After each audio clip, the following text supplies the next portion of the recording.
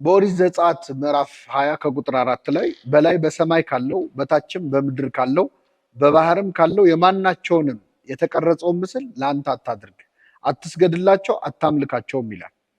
ይህ ቃል ቀጥታ እግዚአብሔር በግልጽ የተናገረው ቃል ነው። እግዚአብሔር የተቀረጸ ምስል አታድርግ ብሎ በግልጽ ተናግሮ እያለ ቅዱሳት ስዕላት ለምንድን ነው የሚሳሉት? በቤተ መቅደስ የምናያቸው ስዕላት፣ በቤታችን የምንሰቅላቸው ስዕላት ለምን ይደረጋሉ የሚል ጥያቄ ይፈጠራል። በተለይ ይህንን ጥቅስ እያወቅ ስዕል ፊት ቆመ ስትጸልይ ትዝ ካለ ይረብሻል። የእግዚአብሔርን ትእዛዝ የመጣት ስሜት አለው። ምንድን ነው እግዚአብሔር እያለ ያለው? በነገራችን ላይ ጥቅሱ በጣም ስለ 3 ቦታዎች ነው እየተናገረ ያለው። በሰማይ ካለው ማለት የማናቸውንም፣ በሰማይ ካሉት ከመላእክት፣ ከከዋክብት፣ ከፀሐይ፣ ከጨረቃ ከማናቸውም ምሳሌ፣ በምድር ካሉት ከሰዎች፣ ከእንስሳት፣ ከእጽዋት የማናቸውንም ምሳሌ፣ በባህር ውስጥ ካሉት ደግሞ የአሶችን የሌሎች የመሳሰሉትን ሁሉ የማናቸውን ምሳሌ ለአንተ የተቀረጸውን ምስል አታድርግ ነው ያለው። ስለዚህ እግዚአብሔር ከ3 አድራሻዎች በግልጽ ምንም አይነት የተቀረጸ ምስል ለአንተ አትስራ እያለ ቅዱሳት ስዕላት የሚሰሩበት ምክንያት ምንድን ነው? ይህንን ጥቅስስ መርሳት እንዴት ይቻላል? ይሄንን ነው በዛሬው ቪዲዮ ላይ የምንመለከተው።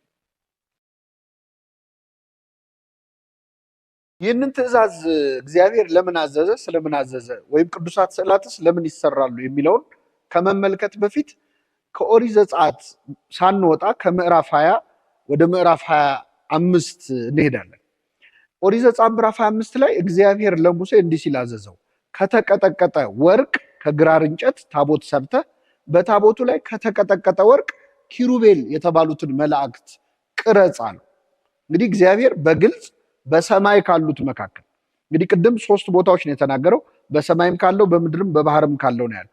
በሰማይ ካሉት መካከል የኪሩቤልን ስዕል ከተቀጠቀጠ ወርቅ ስራ እና በታቦቱ ግራና ቀኝ ላይ እንደሚጣሉ እንደሚናተፍ ዶሮ ቅርጽ ማለት ነው የሚተያዩ አድርገህ ስራው አለው።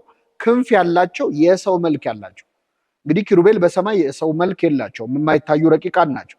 ስለዚህ በምድር ካለው ደግሞ የሰው ቅርጽ ያለውን ኪሩቤልን ከተቀጠቀጠ ወርቅ ስራ አለው።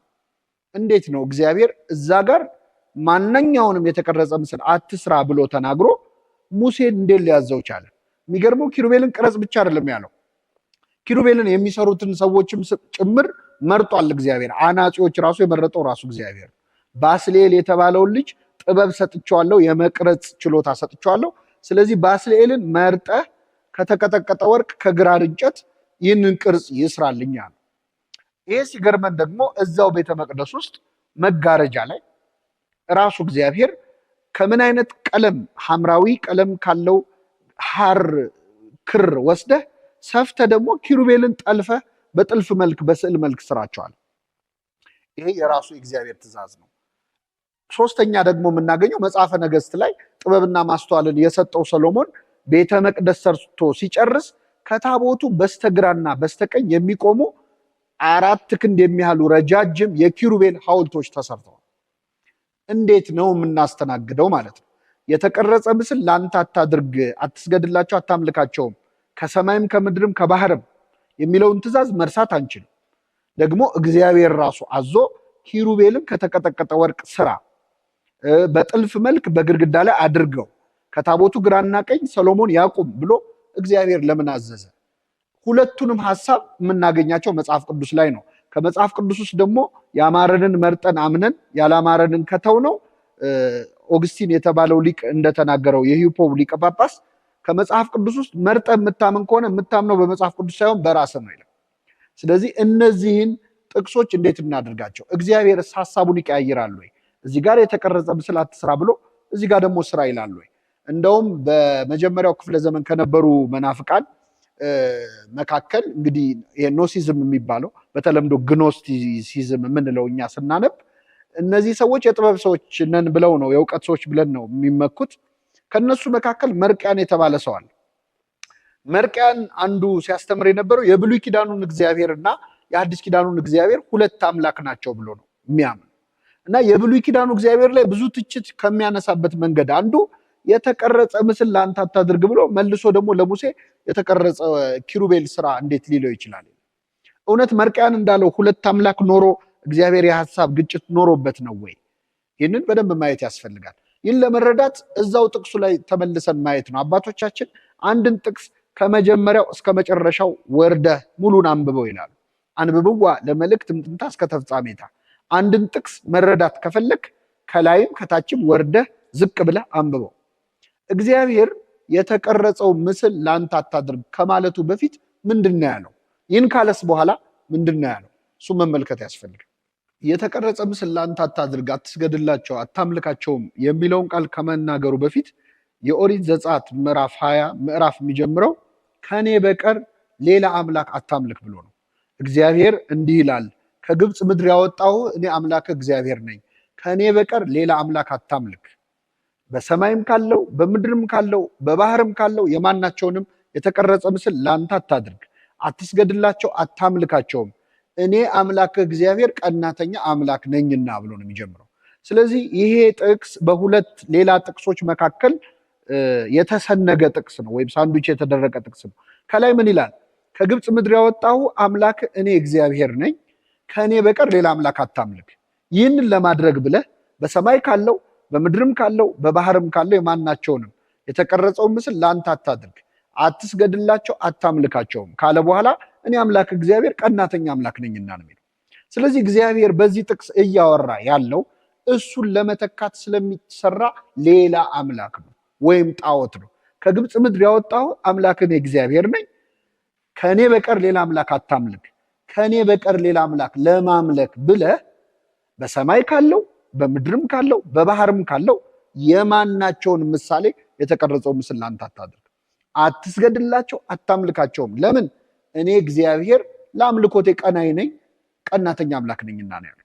ስለዚህ እግዚአብሔር እያወራ ያለው ሙሉ በሙሉ እሱን ለመተካት ስለሚሰራ ጣዖት ነው እንጂ ስለተቀደሱ ስዕላት አይደለም።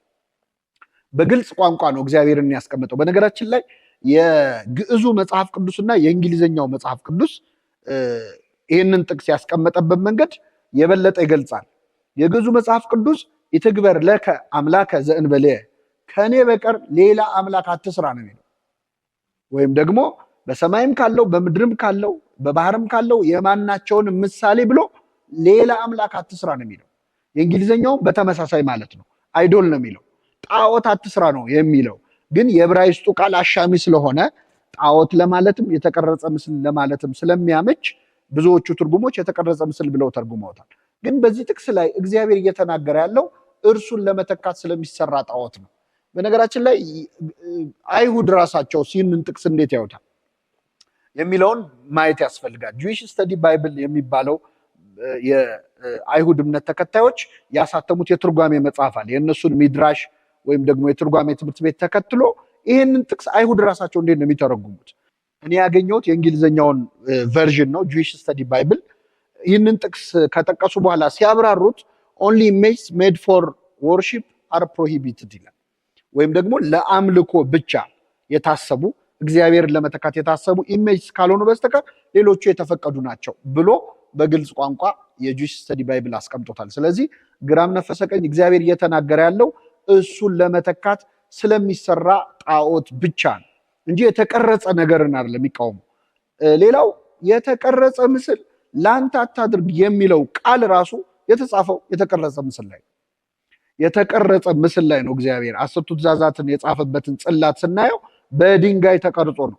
ስለዚህ አይረኒውን ማየት ያስፈልጋል ማለት ነው። የተቀረጸ ምስል ላንተ አታድርግ የሚል የተቀረጸ ምስል ነው ራሱ። ሌላው የተጻፈው ደግሞ በፊደል ነው። ፊደል ራሱ ቅርጽ አይደለም ወይ? እግዚአብሔር የተቀረጸ ነገር አትስራ ብሎ ቀርጿል ራሱ። ስለዚህ ራሱ ቃሉ ይህንን ያሳያል። አንዳንድ ሰዎች 3D ነው እግዚአብሔር የከለከለው 2D ሲሆን ችግር የለውም የሚለዋል። ይሄ አያስኬድም። አንደኛ በፊዚካል ወርልድ 2D የሚባል ነገርም የለም ማለት ማንኛውም ስዕል 3D ነው። ምናልባት የተሳለው በ2D ሊሆን ይችላል፣ ግን የተሳለበት እቃው ራሱ ወረቀትም ቢሆን ስስ ወረቀትም ቢሆን በሆነ መልኩ 3 ዳይሜንሽናል የመሆን እድል አለ። ፊዚካል ወርልድ ላይ ሆነን 2D እና 3D ማለት አይቻልም። በዛ ላይ እግዚአብሔር ቲክነሱን እያየ ይሄኛው ይቻላል ይሄኛው አይቻልም ሊል አይችልም። ከዛ ውጪ 3D ሆኑ ብዙ የምንገለገልባቸው ነገሮች አሉ። መስቀልን 3D ነው እንገለገልበት። ቤተክርስቲያንን ተሳልመን እንገባለን 3D ናት። ቅዱሳንን በህይወተ ስጋ ብናገኛቸው እንሰግድላቸዋለን 3D ናቸው አይደለም፣ የሚንቀሳቀሱ ናቸው በህይወት እያሉ እና ይሄ ዳይሜንሽኑን እያዩ ይሄ ዳይሜንሽን ሲሆን ኃጢአት ነው አይባልም። ካልቸራችን አይደለም ማለት ይቻላል። ለምሳሌ በምስራቁ ዘንድ ስዕላትን ነው እንጂ ቅርጾችን የመቅረጽ ካልቸር የለም በእኛ ዘንድ። የራሱ ዲስትራክሽን ስላለው ስዕሉ በጣም ጎልቶ ሲታይ የጸሎት መንፈስ ስለሚረብሽ፣ ለምሳሌ በምዕራቡ አሳሳል የካቶሊኮቹን ወይም የምዕራባውያንን አሳሳል ካየን ከመጠን በላይ በጣም ትልቅ ስዕል መጠኑ የተጋነነ ይሆንና መንፈስህን ወደ እግዚአብሔር መንፈስህን ወደ ቅዱሳኑ ከመሳብ ይልቅ ራሱ መንፈስ ይሆንብሃል። ራሱ እንዲጎላ አይፈቀድም በእኛ ካልቸር። ግን ይሄ የባህል ጉዳይ ነው እንጂ ወፈር ሲል ወይም ሐውልት ሲሆን ኃጢአት ነው እንደዛ አንልም። ለምን? መስቀል ቅርጽ ነው፣ ታቦት ቅርጽ ነው፣ ቤተ መቅደስም ቅርጽ ነው። ለማንኛውም በዚህ ጥቅስ ላይ በግልጽ ቋንቋ እግዚአብሔር ከእኔ በቀር ሌላ አምላክ አታምልክ ብሎ ነው የጀመረው። ከግብፅ ምድር ያወጣው እኔ አምላክ እግዚአብሔር ነኝ፣ ይህንን ለማድረግ ብለህ እኔን የሚተካ ጣዖት አትስራ፣ የተቀረጸ ምስል ለአንተ አታድርግ ያለው ስለ ጣዖታት ለመናገር ነው። እንግዲህ ይህንን ስንናገር በስዕልና በጣዖት መካከል ያለው ልዩነት ምንድን ነው የሚል ጥያቄ የሚያነሱ ሰዎች አሉ። ይሄም ሰው ነው የሰራው፣ ያንም ሰው ነው የሰራው፣ ይሄም ምስል ነው፣ ይሄም ምስል ነው። ምንም ልዩነት ከሌለው በሁለቱ መሀል ያለው ልዩነት ምንድን ነው?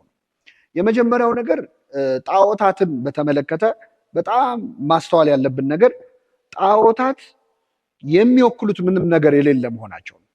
ለምሳሌ አንድ ጣዖት ከተሰራ ያ ጣዖት አምላክ ተብሎ ይመለካል እንጂ ሌላ የሚወክለው ሌላ አካል የለም። ወደ ስዕላት ስንመጣ የመላእክት ስዕል ከሆነ ለምሳሌ የኪሩቤል ቅርጽ ነበር የተቀረጸው።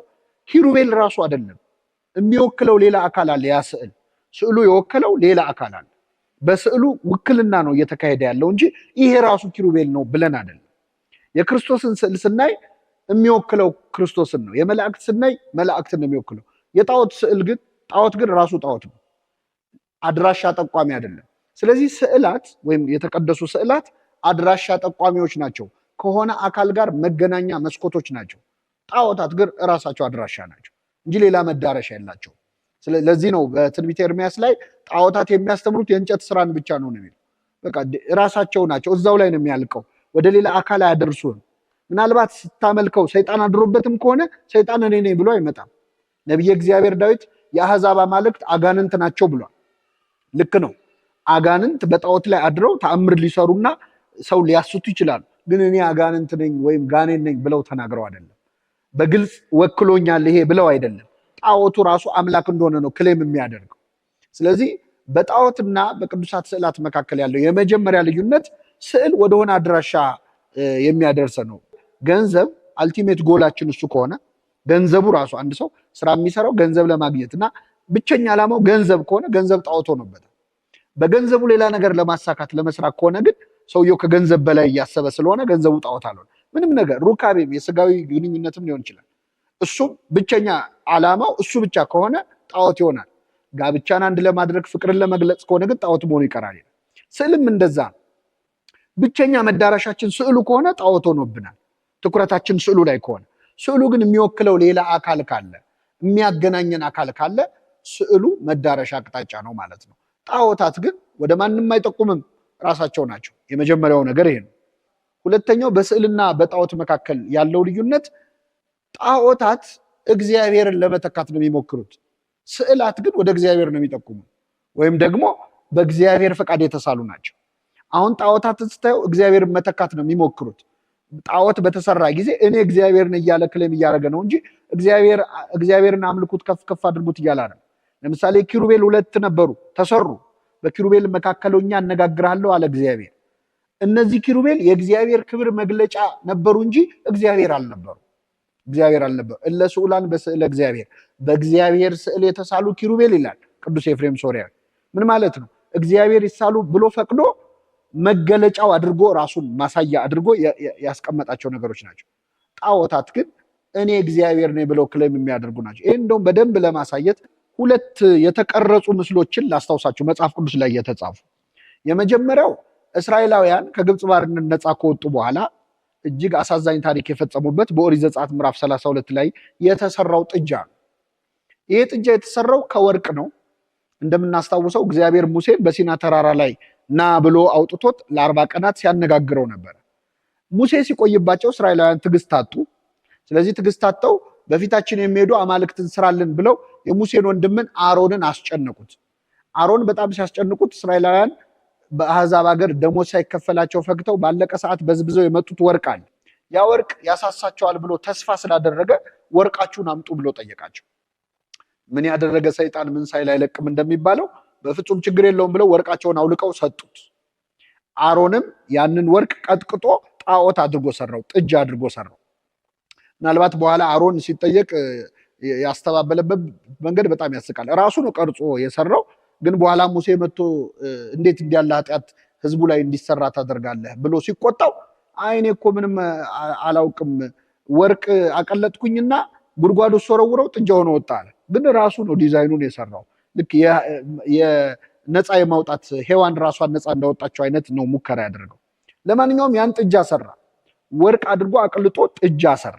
ጥጃውን ከሰራ በኋላ ምንድን ነው ያለው ለህዝቡ ማለት ነው? ከግብፅ ምድር ያወጡ አማልክት እነዚህ ናቸው ነው ያለው ለህዝቡ። ይህን መቼስ ማን ተናገር አለው? የአሮን ጥፋት አንዱ ይሄ ነው። እንግዲህ የህዝብን ድምፅ መስማት ካህን የህዝብ ድምፅ እየተከተለ የሚያገለግል ከሆነ ስህተት እንደሚሰራ አንዱ ማሳያ ነው። ማጆሪቲ ሩል በክርስትና አይሰራም፣ በሃይማኖት አይሰራም። ህዝቡ ደስ እንዲለው ተብሎ መንገድ መሳት አይገባም። እና አሮን ጥጃ ስራልን አሉት፣ ሰራ። ከዛ ምን አለ? ከግብፅ ምድር ያወጡ አማልክት እነዚህ ናቸው አለ። አንድ ሁለት ምን አለ? ነገ የእግዚአብሔር በዓል ነው ብሎ አወጀ ይላል። እነዚህ ሁለት ጥቅሶች ምን ያሳዩናል? ጣዖት በቀጥታ የእግዚአብሔር ምትክ ለመሆንም እንደሚሞክር። ለምን? ከግብፅ ምድር ያወጡ አማልክት አለ። ቅድም የጠቀስኩት ጥቅስ ላይ ካስታወሳችሁ እግዚአብሔር ምንድን ነው ያለው? ከኔ በቀር ሌላ አምላክ አታምልክ፣ ከግብፅ ምድር ያወጣሁ እኔ አምላክ እግዚአብሔር ነኝ ያለው። ጣዖቱ ደግሞ ከግብፅ ምድር ያወጣ አማልክት ተብሎ ነው እየተመለከ ያለው። የጣዖት ሙከራው ምንድን ነው? እግዚአብሔርን መተካት። ነገ የእግዚአብሔር በዓል ነው ሁሉ ተብሎ ተነግሮለታል። ስለዚህ ጣዖትን ክፉ የሚያሰኘው እግዚአብሔርን ለመተካት መሞከሩ። ግን አሁን ማንሳት የፈለግኩት ነጥብ እሱን አይደለም። ይህን ጥጃ ከተሰራ በኋላ ብዙ ሰው ተቀሰፈበት። የሞተ ሰው ሁሉ አለ። እስከ 3000 ሰው ሞቷል በዚህ ምክንያት ተቀስፎ። ሙሴ ከሲና ተራራ ሲመለስ መቆጣጠር አቃተው። የተሰጠውን ጽላት ወረወረው። ህዝቡ ተቀሰፉ። አሮንም በውስጥ ተቀጣ። ይህ ከሆነ ከጥቂት ወራት በኋላ ደግሞ እስራኤላውያን በሲና በረሃ ሲሄዱ እባብ ነደፋቸው። እባብ ነድፏቸው ብዙ ሰዎች ሞቱ። እግዚአብሔርም ለሙሴ እንዲህ አለው፣ ከነሐስ እባብ ቀርጸ ስራ አለው ይላል። ቀጥቅጥና ከነሐስ እባብ ቀርጸ ስራና ስቀል። ህዝቡም እባቡን ባዩ ጊዜ በእባቡ ከተነደፉት መርዝ ይድናሉ፣ ይፈወሳሉ አለ። ከነሐስ እባብ ቀጥቅጦ ሰርቶ ሰቀለ። በኢላማ ላይ እባብ ሲያዩ ህዝቡ ካለባቸው በሽታ ተፈወሱ። አሁን እኔ ይህንን ቪዲዮ የምትመለከቱ ሰዎች እንድትመልሱልኝ የምፈልገው በጥጃውና በእባቡ መካከል ያለው ልዩነት ምንድን ነው? ጥጃው የተሰራው ከተቀጠቀጠ ወርቅ ነው። እባቡ የተሰራው ከተቀጠቀጠ ነሐስ ነው። ሁለቱም የተቀጠቀጡ ምስሎች ናቸው። አንድ ሁለተኛ፣ ከጥጃና ከእባብ እንደው የቱ ይሻላል? እስቲ እንደሆነ ለመናገር ማለት ጥጃ ቢያንስ ወተት ነው የምታስገኘው፣ እባብ ግን መርዝ ነው የሚያስገኘው። ወደኋላ ስትሄዱ ጥጃ ለመስዋዕት የሚቀርብ ነው፣ ለእግዚአብሔር መስዋዕት ሆኖ የሚቀርብ። እባብ ግን ታሪኩ ጥሩ አይደለም። ሰው ጥጃ ከምትለውና እባብ ከምትለው እባብ ብትለው ይከፋዋል። መርዘኛ ማለት ነው፣ ክፉ ማለት ነው። መርዘኛ የሆነውን እባብ ከነሐስ ቀጥቅጠ ስራ እንዴት ይለዋል? እንደው ሌላ ደህና እንስሳ እንኳን አላለውም እግዚአብሔር። እንዴት እባብን ይለዋል? የክፉ ነገር ምልክት የሆነውን የሰው ልጅ ከገነት የወጣበትን እባብ፣ የተረገመውን እባብ እንዴት ስራ ይለዋል? ቀርጸ ስራ አለው። ሰራ፣ ህዝቡም አይቶ ዳነ ይላል። ሳዊሮስ ዘገብሎን የተባለ የቤተክርስቲያናችን አባት ምን ይላል ይህንን ጉዳይ ሲያነሳ? ሙሴ ሆይ ምን ነክቶ ነው ይህንን የምትሰራው? እንደው እግዚአብሔርስ እንዴት እንዲህ ብሎ ሊያዝህ ቻለ? ወደ እባቡ ተመልከቱ ትድናላችሁ እንዴት ይላል? ወይ ወደ ሰማይ ተመልከቱ ትድናላችሁ ለምን አይልም? ወይ ወደ መገናኛው ድንኳን ተመልከቱ እንዴት አይልም? የተረገመ ነገር አይታችሁ ዳኑ እንዴት ይላል እግዚአብሔር? የተረገመ ነገር ያውም ደግሞ የተቀረጸ ምስል ለአንተ አታድርግ የሚለውን ጽሑፍ የጻፍከው ሙሴ ሆይ እንዴት ይህንን እባብ በአደባባይ ትቀርጻለህ? እንደው ተደብቀ እንኳን ቢሆን ጥሩ ነው፣ ሰው ፊት አምጥተህ እንዴት ትሰቅለዋለህ? ስለዚህ መመለስ አለበት ማለት ነው። ጥጃ ሲሰራ የተቆጣና 3000 ህዝብ የቀሰፈ እግዚአብሔር በራሱ ትእዛዝ እንዴት እባብ ያሰራል? ያውም የተረገመውን እባብ ማለት ነው። በጣዖትና በስዕላት መካከል ያለውን ልዩነት ይሄ ነው። ጥጃውና እባቡ ምን ይለያቸዋል? ማቴሪያሉ ሁለቱም ምድራዊ ነው፣ ሰው ሰራሽ ነው፣ ወርቅ ነው፣ ነሐስ ነው። ምን ይለያቸዋል ካላችሁ እባቡን ይሰራ ያለው እግዚአብሔር ነው። ጥጃውን የሰሩት ግን ህዝቡ ናቸው። እባቡ የተሰራው እግዚአብሔር በእባቡ በኩል ሊያድንበት ነው። ጥጃው ግን የተሰራው እግዚአብሔር ሊሆን ነው፣ እግዚአብሔርን ሊተካ ነው። ስለዚህ በጣዖትና በስዕል መካከል ያለው ልዩነት በእግዚአብሔር ፈቃድ በመሰራትና እግዚአብሔርን ለመሆን በመሞከር መካከል ያለው ልዩነት ነው። ሁለቱም ሰው ሰራሽ ናቸው። አዎ። ሁለቱም የተሰሩት ከምድራዊ ማቴሪያል ነው። አዎ። ግን በአንደኛው እግዚአብሔር ሰርቶበታል፣ ህዝብ ፈወሰበት። ህዝቡ እባቡን አይተው ዳኑ።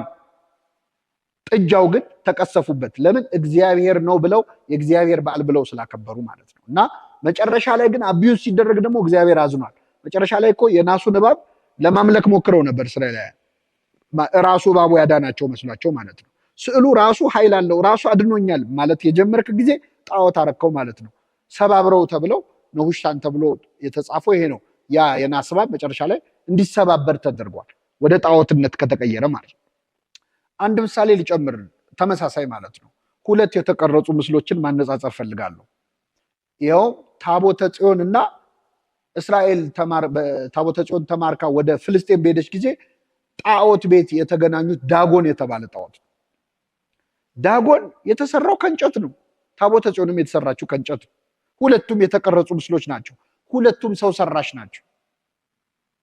እንግዲህ ፍልስጤማውያን ሁለቱም የተቀረጹ ምስሎች ናቸው፣ ሁለቱም ጣዖት ናቸው ብለው አስበው አስገቧቸው፣ አንድ መድረክ ላይ ያስቀምጧቸው። በማግስቱ ዳጎን የተባለው ጣዖት በታቦተ ጽዮን ፊት ሰግዶ አደረ። ደነገጡ፣ ወደ ቦታው መለሱት። ድጋሚ በማግስቱ ሲመጡ አንገቱ ተቆርጦ እጁ ተቆርጦ ደረቱ ብቻ ወድቆ አገኙ። ደንግጠው ይህንን ታቦት በክብር ወደ ሀገሩ መለሱት። ያንን ቤተ ጣዖት ግን ረግጠውት አያውቁም ይላል። በዳጎንና በታቦት መካከል ያለው ልዩነት ምንድን ነው? የእግዚአብሔር ታቦት ከጣዖት ጋር ምን ህብረት አለው ይላል አይደል? ለምንድን ነው ልዩነቱ? ሁለቱም ሰው ሰራሽ አይደሉም ወይ? ሁለቱም ከእንጨት ነው የተሰሩት፣ የተቀረጹ ምስሎች ናቸው። ምንድን ነው ልዩነታቸው? ይሄን እግዚአብሔር ይሰራ ብሎ ያሰራው ነው። ያኛውን ግን ሰዎች እግዚአብሔር ይሁን ብለው ነው የሰሩት። ሰዎች የፈጠሩት እግዚአብሔርና እግዚአብሔር የፈጠረው ስዕል መሀል ነው ልዩነት እያየን ያለ ነው ማለት ነው። ስለዚህ ጣዖትና ቅዱሳት ስዕላት ምንድን ነው ልዩነታቸው ከተባለ ግልጽ ነው። እግዚአብሔርን ሊተኩ የተሰሩ እና እግዚአብሔር ፈቅዶ የተሰሩ፣ እግዚአብሔር ስራ የሚሰራባቸው፣ እግዚአብሔር ልሁን ብለው የሚቃጡ ናቸው። በዚህ ምክንያት ነው ቅዱስ ጳውሎስ በሮሜ መልእክቱ ምዕራፍ 1 ከቁጥር 20 ላይ የአህዛብን ሙከራ ሲገልጸው ይላል የእግዚአብሔርን ክብር በሚጠፋ ሰውና በወፎች 4 እግር ባለው በሚንቀሳቀሰው መልክ መስለው ለወጡ ይላል። እግዚአብሔር እኛ እኮ የክርስቶስን ስዕል ራሱ ክርስቶስ ነው ብለን አናምንም። የክርስቶስ ስዕል ነው እንጂ ክርስቶስ አይደለም። ልክ ስሙን በምናይበት አይነት ነው በነገራችን ላይ ስዕሉን የምናየው። የእግዚአብሔር ስም ኃይል አለው፣ አዎ አለው፣ ግን እግዚአብሔር አይደለም። ስሙ እግዚአብሔር አይደለም፣ የእግዚአብሔር ስም ነው እንጂ።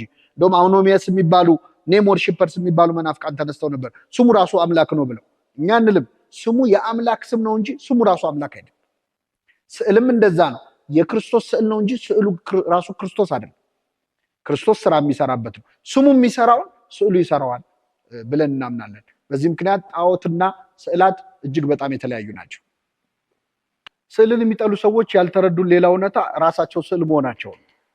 ሰው ራሱ ስዕል ነው። እግዚአብሔር ደግሞ ወደር ያልተገኘለት ሰዓሊ ነው።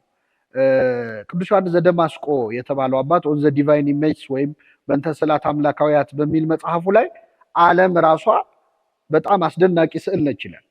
እውነትም ለመናገር እግዚአብሔር ለስዕልና ለውበት ግድ የማይሰጠው አምላክ ቢሆን ኖሮ በዙሪያችን የምናያቸውን ውብ የሆኑ ነገሮች ሁሉ አይሰራም ነበረ። ዓለም ላይ አሉ የሚባሉ አስደናቂ ስዕል የሳሉ ሰዓሊያን የተጠቀሟቸውን ቀለማቶች ሁሉ የፈጠረው እግዚአብሔር ነው።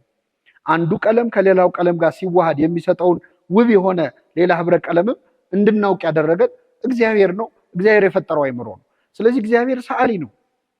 ሰማይን በከዋክብት ምድርን በአበባ ያስጌጠ ለውበት ግድ ባይሰጠው ኖሮ ሰሎሞን እንኳን በክብሩ ለብሶት የማያውቀውን ልብስ ለሜዳ አበቦች አያለብሳቸውም ነበር። ለሳር ዛሬ ታይቶ ነገ ለሚጠፋው ሳር ይህን የመሰለ አበባ ያስጌጠ ያለበሰ አምላክ እውነት ሰዓሊ አይደለም ወይ?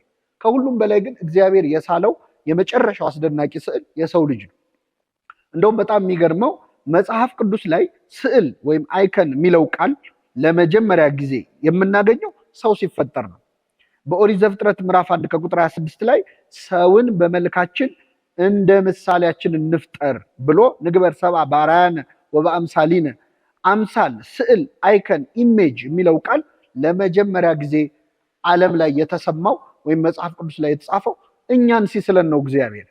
ሰዓሊ ሕፃናት የተባለ አዳምን ሲፈጥር ብቻ አይደለም፣ በማህፀን ውስጥ እያለን አሁን ያለንን መልክ የሳለውስ ማን ሆነና? ራሱ እግዚአብሔር ነው። ሰዓሊ ሕፃናት ይባላል።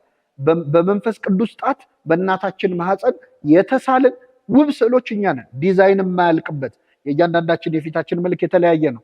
የእያንዳንዳችን የጣት አሻራ የተለያየ ነው። ሰዓሊ እኮ ስሎ ዲዛይን ያልቅበታል፣ ሀሳብ ያልቅበታል። እግዚአብሔር ግን የማያልቅበት አስደናቂ ሰዓሊ፣ ቀለም አለቀብኝ የሚል ሀሳብ አለቀብኝ የማይል በጣም አስደናቂ ሰዓሊ ነው። ስለዚህ የሰው ልጅ ራሱ ስዕል መሆኑን ማስታወስ ያስፈልጋል። በእናታችን ማህፀን ሳይስለን ዲዛይኑ እሱ ሀሳብ ውስጥ ነበረ። ለዚህ ነው ዳዊት በ139ኛው መዝሙሩ ላይ ያልተሰራ አካሌን አይኖች አዩ ይላል። ሳንወለድ በፊት ወላጆቻችን መልካችንን አይተው ከመደሰታቸው በፊት ከማቀፋቸው ከመሳማቸው በፊት ያልተሰራ አካላችንን ያየው ሰዓሊ እግዚአብሔር ነበር። ስለዚህ ስዕልን የሚጠላ ሰው ከትልቁ ሰዓሊ ከእግዚአብሔር ጋር እንዳይጣላ መጠንቀቅ አለበት።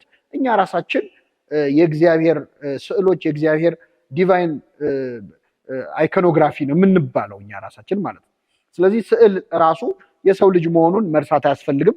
በጸጋ የእግዚአብሔር ስዕሎች ነን። ክርስቶስ የእግዚአብሔር ስዕል ተብሏል ወይም ምስል ተብሎ ተነግሮለታል።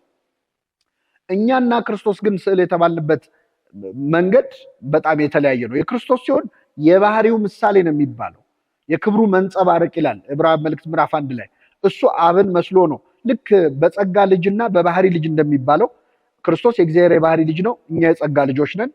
ክርስቶስ የእግዚአብሔር የባህሪ መልኩ የባህሪ ስዕሉ ነው፣ የባህሪ ምስል ነው። እርሱ የባህሪው ምሳሌና የክብሩ መንጸባረቅ ነው። እኛ ግን የጸጋ የእግዚአብሔር መልኮች የእግዚአብሔር ምሳሌዎች ነን። ቅዱስ ባስልዮስ ዘያቢ ወይም ሴንት እግዚአብሔር ስዕል ነው የሚለውን ሲያብራራ ምን ይላል? አንድ ሰው በአገሪቱ መሪ ወይም በንጉሱ ላይ በጣም ሲቆጣ የንጉሱን ስዕል ካገኘ በጣም ይናደድና ድንጋይ ይወረውርበታል፣ ወይ መቅደድ የሚችለው ከሆነ ይቀደዋል። ምክንያቱም በዛ ስዕል ላይ የሚያሳየው ነገር ለንጉሱ ያለውን ጥላቻ ነው የሚያሳየው።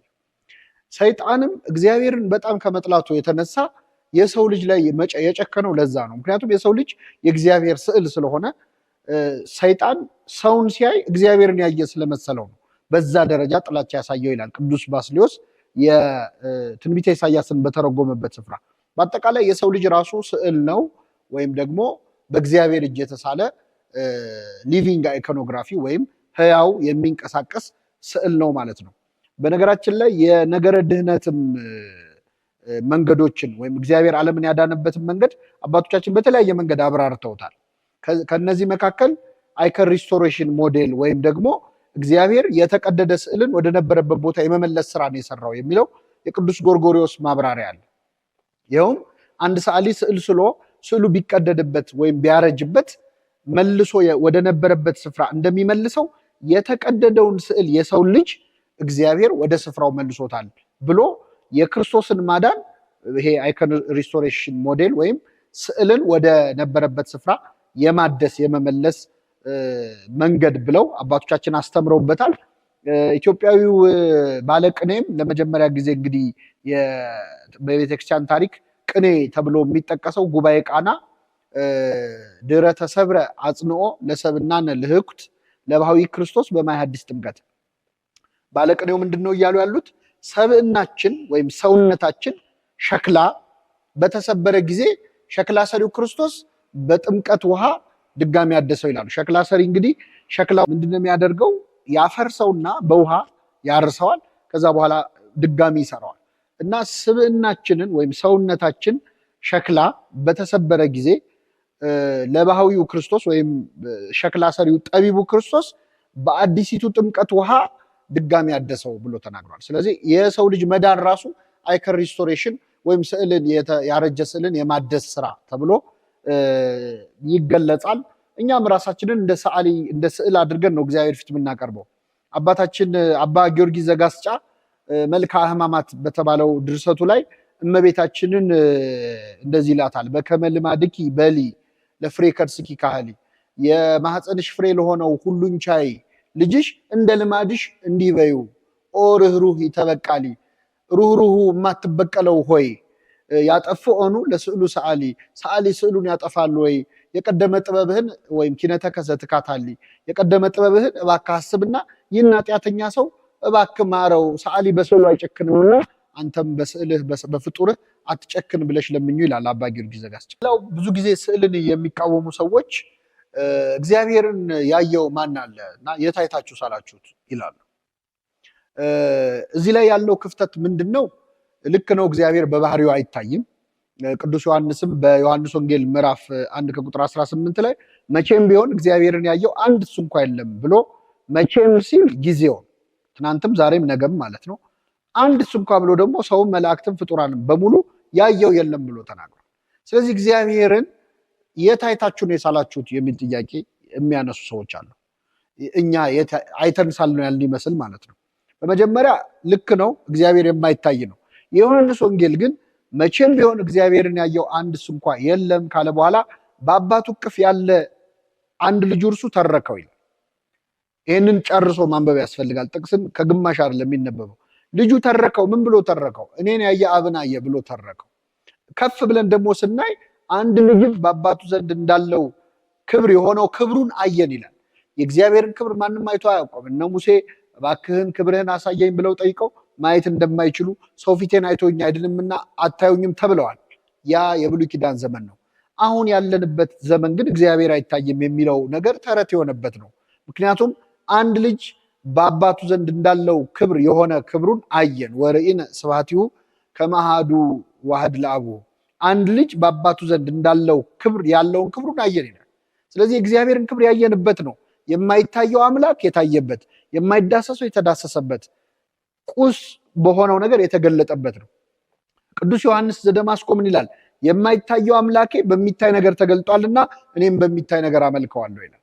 ትክክል ነው። እግዚአብሔር አይታይም ነበር በባህሪው፣ አሁን ግን ሰው ሆኗል። አሁን ክርስቶስ ሰው ሆኖ በምድር ላይ በተመላለሰበት ዘመን ብትኖሩና አሁን እጃችሁ ላይ ያለው ካሜራ ቢኖራችሁ ክርስቶስን ላታነሱት ነው እግዚአብሔር አይታይም ብላችሁ? እኮ ግልጽ ነው። የማይታየው አምላክ ታየ፣ ተዳሰሰ፣ ተጨበጠ። እኛ ግን ከእርሱ ጋር በላን ጠጣን ነው የምንለው። ስለዚህ የማይታይ አምላክ ነው በባህሪው። አዎ፣ ግን የማይታየው አምላክ ታይቷል። ስለዚህ የማይታየው ከታየ እኛም በሚታይ ነገር እግዚአብሔርን እንገልጠዋለን። በመለኮታዊ ባህሪው ግን እግዚአብሔር ሊታይ አይችልም። ከዛ ውጭ ምናልባት የቅድስት ሥላሴ ስዕል እንዴት ይሳላል ምናምን የሚሉ አሉ። ይሄ ራሱን ችሎ በሌላ ቪዲዮ መለስበታለሁ። ግን እግዚአብሔር በባህሪ መለኮቱ ሊሳል አይችልም። እንኳን እግዚአብሔር መላእክትም ረቂቃን ናቸው፣ ሊሳሉ አይችሉም። ኪሩቤል ግን ተስለዋል። በሰማይ እኮ አይታዩም፣ አይጨበጡም። አርባዕቱ እንስሳ ተብለው ሲሳሉ በሰማይ አራት እንስሳ ያለ የሚመስለው ካለ የዋህ ነው። እየገለጸ ያለው እግዚአብሔር ባህሪያቸውን ነው በሆነ መልኩ የታየው።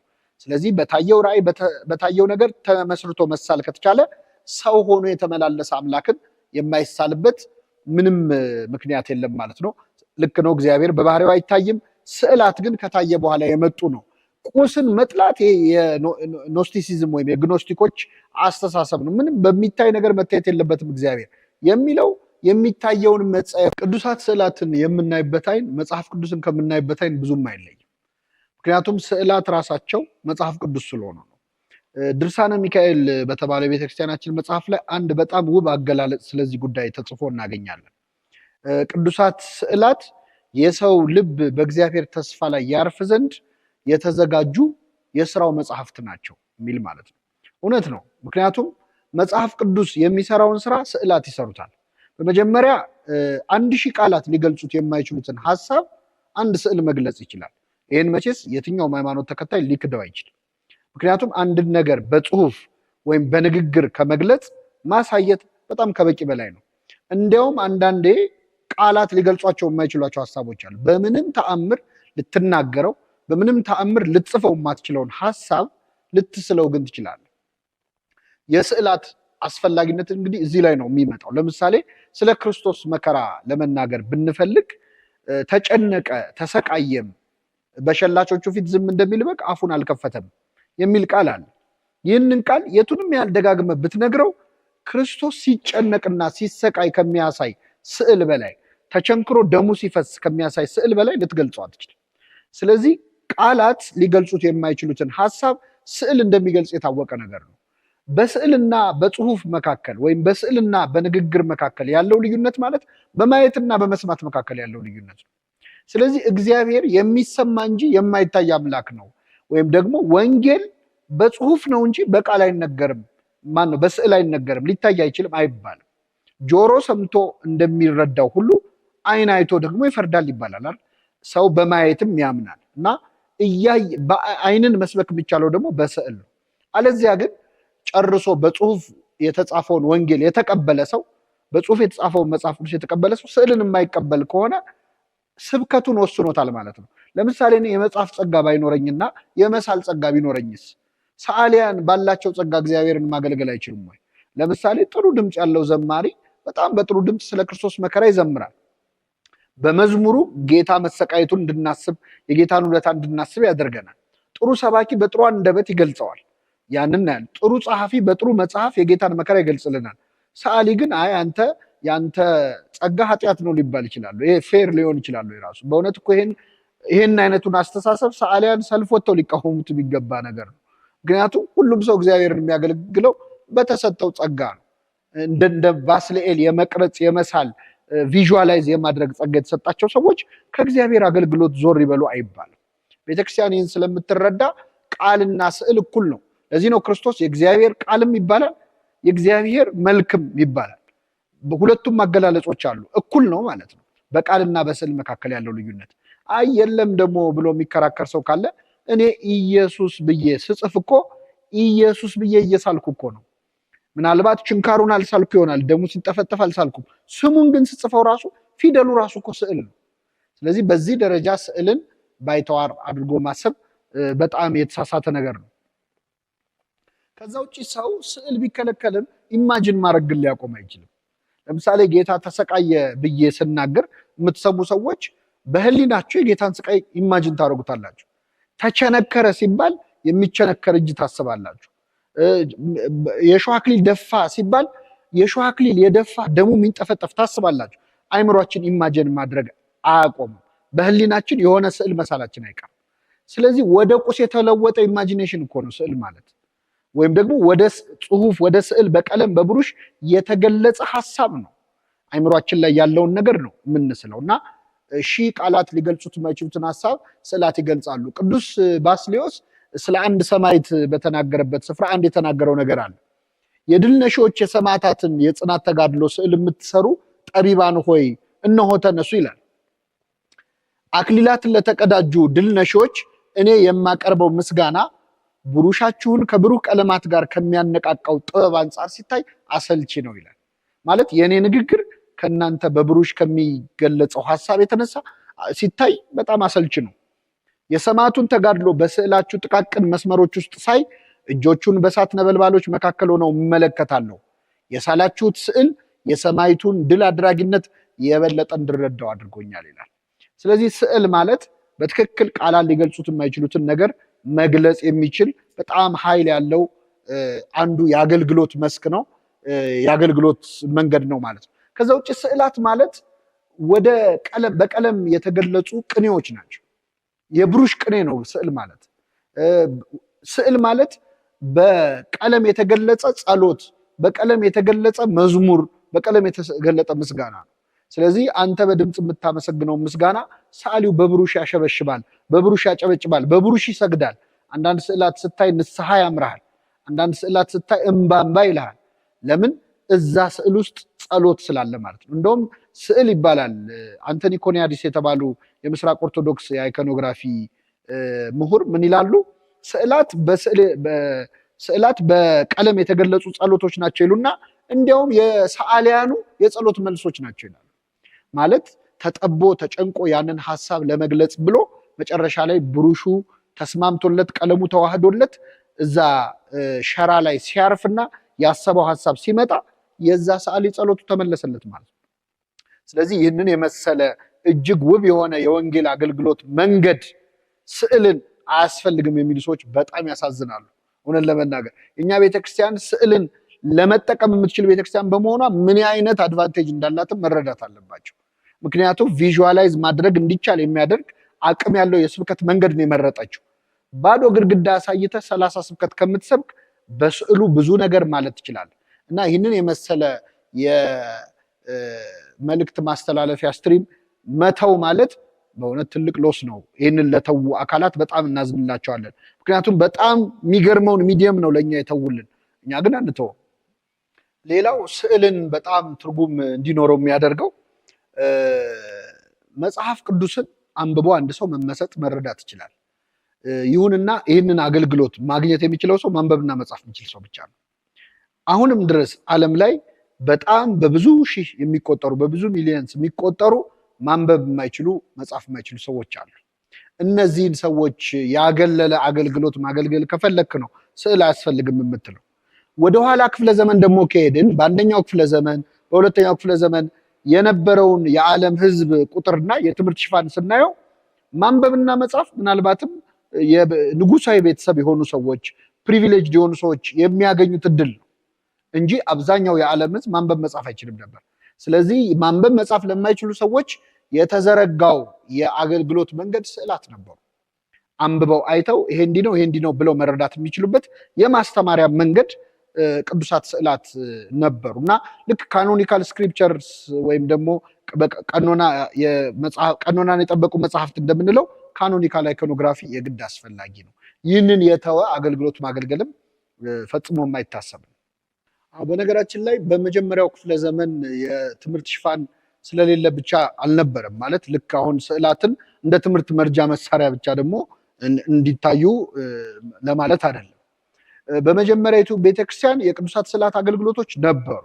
በተለይ አውሳቢዮስ ዘቂሳርያ ኤክሊዚያስቲካል ሂስትሪ ወይም የቤተክርስቲያን ታሪክ በተባለው መጽሐፉ ላይ የጠቀሳቸው የመጀመሪያው ክፍለ ዘመን ሰዎች ስዕልን ይስሉ ነበረ። የተገኙ ስዕላትም አሉ። ለምሳሌ የሶሪያው ንጉስ አብጋር የተባለ ንጉስ የጌታችን ማበሻ ጨርቅ ላይ የክርስቶስ ስዕል ታትሞለት እንደነበረ አውሳቢዮስ ዘቂሳርያ እንግዲህ አውሳቢዮስን መጥቀስ ምን ያህል ተራ እንዳልሆነ የቤተክርስቲያን ታሪክ ላይ በሰፊው ቪዲዮ ላይ አይታችሁታል። እና አውሳቢዮስን አይነት ሰዎች የጠቀሷቸው ስዕላት ነበሩ። አንዱ አብጋር ያለ ሰው እጅ የተሰራው የክርስቶስ ማበሻ ላይ የተገኘ በጨርቅ ላይ የተገኘ ስዕል ነው። ሌላው የታወቁ ስዕላት ደግሞ አሉ በቤተክርስቲያን ታሪክ እንደዚሁ አውሳቢዮስ የጠቀሳቸው። ለምሳሌ ደም ይፈሳት የነበረች ሴት እናስታውሳለን። በእኛ ቤተክርስቲያን ዮስቲና ተብላ ትጠራለች። ይቺ ሴት ለክርስቶስ ውለታ ማስታወሻ የሚሆን ሐውልት አሰርታ ነበር እና እስከ ዘመነ ሰማዕታት ድረስ ቆይቶ እንደነበረ እና ይህን ስዕል ብዙዎች እንደተመለከቱት የጴጥሮስንም የዮሐንስንም የጌታንም ስዕል እንደዚሁ በዛ ጊዜ መገኘቱን አውሳቢዮስ ዘቂሳርያ ጽፎታል። ሌላው በዘመነ ሰማዕታት በክፉ በዛ በአሰቃቂ ዘመንም አሁንም ድረስ የተገኙ በርካታ ስዕላት በካታኮምብ ወይም በዛ መሬት ውስጥ ይኖሩበት በነበረው መቃብር ውስጥ ይኖሩበት በነበረባቸው ስፍራዎች በጣም አስደናቂ ስዕላት ነበሩ። ስለዚህ ስዕላት በአስጨናቂ ጊዜ እንኳን ያልቆመ አገልግሎት ሲሰጡ የነበሩ ናቸው። ያው ብዙ ደም አፋሳሽ ነገሮች በቤተክርስቲያን ታሪክ ተነስተዋል። እርግጥ ነው የቤተክርስቲያን ታሪክ ላይ ይህን ጉዳይ በሰፊው አስፍተን እናየዋለን እና እነዚህ ሰዎች በሰባተኛው እና በስምንተኛው ክፍለ ዘመን ያስነሱት እንቅስቃሴ አሁን ስዕል የሚጠሉ ሰዎች የሚያነሷቸውን አንዳንድ ጉዳዮች ያካተተ ነበረ። በዚህ ምክንያት ስዕላት በርካታ ቅርሶች ጠፍተዋል፣ ወድመዋል። ምክንያቱም ስዕል ጠሎች የአይኮኖክላስቶች ከስጋው ደሙ ውጭ ሌላ ስዕል የለም የሚል አይነት ሲጀመር ስጋው ደሙ ስዕል ተብሎ አያውቅም። ምክንያቱም ክርስቶስ ምሳሌ ነው ወይም ስዕል ነው አላለም። አማናዊ ስጋዬ ነው ደሜ ነው ያለው እንጂ የስጋዬ ስዕል ነው አላለም። እና ይህንን ሀሳብ አንስተው በጣም ደም አፋሳሽ የሆነ ነገር ተፈጥሮ ነበረ። በመጨረሻ ያው በሁለት ወገን ተከፍለው ስዕል ጠልና መምለኪያነ ስዕል ደግሞ አሉ። እኛ ግን ከሁለቱ መሃል ሆነን ስዕልን አናመልክም፣ ስዕልንም አንጠላም፣ በስዕሉ የስዕሉን ባለቤት ነው የምናከብረው የሚለው ድምዳሜ ሆኖ የኦርቶዶክሳውያን የድል ቀን ተብሎ በባይዛንታይን አካባቢ በምስራቃውያኑ ዘንድ ይከበራል።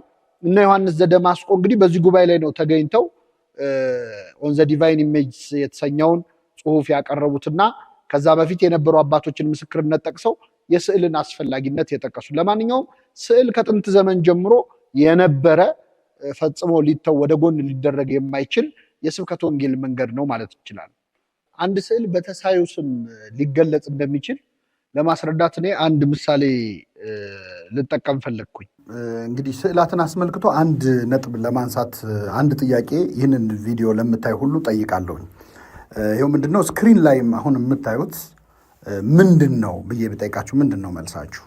3 ሰከንድ እሰጣለሁ። አበባ ነው። ብዙ ሰዎችን በአካል ጠይቂያቸው የመለሱልኝ መልስ አበባ የሚል ነው። ከዚህ የተለየ መልስ ያለው ሰው ካለ ሊኖር ይችላል፣ አላቅም። ግን አብዛኛው ሰው የመለሰው መልስ አበባ ነው። ሁለተኛ ጥያቄ ደግሞ ጠይቃለሁ። አሁን የምታዩትስ ምንድን ነው? 3 ሰከንድ እሰጣለሁ።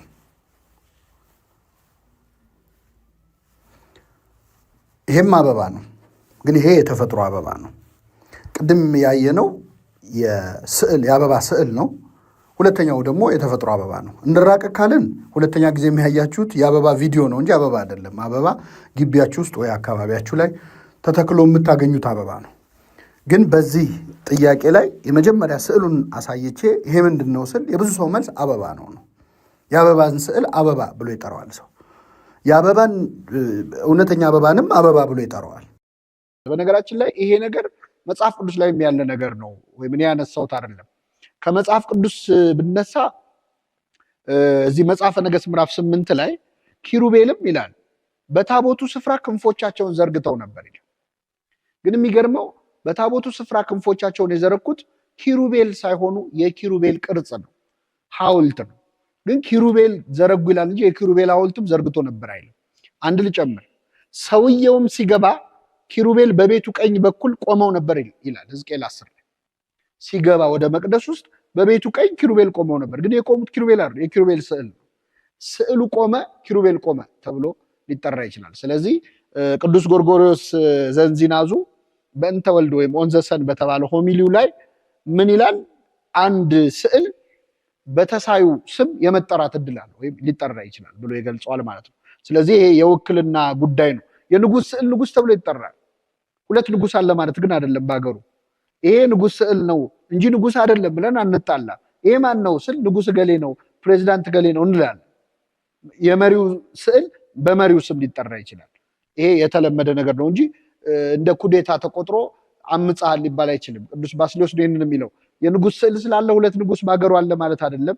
ግን የንጉሱ ስዕል ንጉሱ ተብሎ ሊጠራ ይችላል። እንደውም በዚህ በአይኮኖክላስት ምክንያት ስዕል ጠሎች በነበሩበት ዘመን አንድ ሰውዬ ምን አደረገ ለማስረዳት የቄሳርን ሳንቲም መሬት ላይ አስቀምጦ ረገጠው። ስዕል ሲረገጥ ምንም ማለት አይደለም ለሚሉ ሰዎች ፖይንት ሜክ ለማድረግ ነው። እዚህ በስዕል አይኮን ኮንትሮቨርሲ ጊዜ ስዕል ጉዳይ ላይ ሲወዛገቡ ሰዎች አይኮኖክላስቶች የክርስቶስን ስዕል እየቀደዱ ይጥሉ ነበር፣ ይረግጡት ነበር። ጌታን አመልከዋለሁ ግን ይሄ ወረቀት ነው እያሉ ማለት ነው።